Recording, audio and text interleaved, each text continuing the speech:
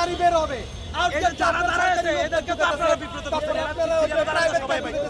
Private car আর গাড়িগুলি কি আউটগেটকে ঢুকে না ইনগেটটা ঢুকে? 7 ঘন্টা মানে 11টা থেকে নিয়ে এই পর্যন্ত আমার গাড়িতে তেল নাই। ধাক্কা নিয়ে আসছি এই পর্যন্ত।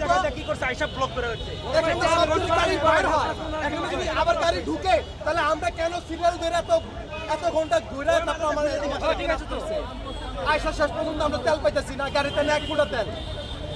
অনেক হয়েছে, এমনি তেল আমি অনেক কই ছবি না তুলছে না তো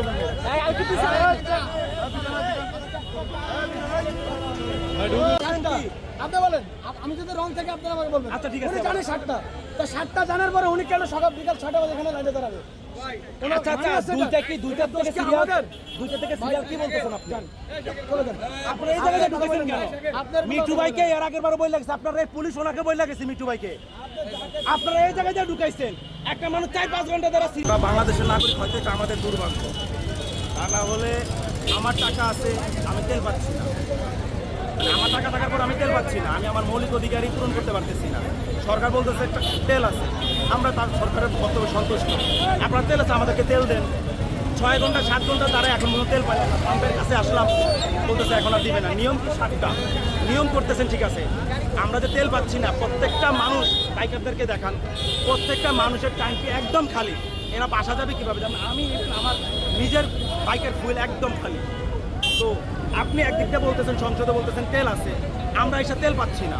তো ব্যবস্থা করে দেন, কোন পাম্পে গেলে আমরা তেল পাবো সেই পাম্পের কথা বলেন। বা আপনারা যেহেতু যে কোনো জায়গায় প্রবলেম হলে সেনাবাহিনী নামান, আইন শৃঙ্খলা বাহিনীকে নামান, তৎপরতা রাখেন ওভাবে। তেল সিন্ডিকেট যদি আপনাদের থেকে শক্তিশালী হয় তাহলে তো আপনাদের আমরা যে আমাদের মৌলিক অধিকার এগুলো তার পাচ্ছি না। এখন কিছু বললে দেখা গেল যে আমরা সরকারের বিরুদ্ধে বলতেছি। ভাই, আমরা যদি 5-7 ঘন্টা দাঁড়ায় যদি তেল না পাই, আমাদের তো আরও কাজ আছে। তাহলে আমরা যদি এই কথাও বলি, তাহলে যদি সরকারের বিরুদ্ধে যায়, তাহলে আমরা সবাই বলতেছি, এখানে সবাই সরকারের বিরুদ্ধে বলবে। নাহলে সরকার যদি এই পাম্পদেরকে ঠিকমতো ধরে, আমার মনে হয় না তেল সমস্যাটা হয়। আর নাহলে হয় তেল নাই, আর না হলে যে বলতেছে তেল আছে এটা মিথ্যা।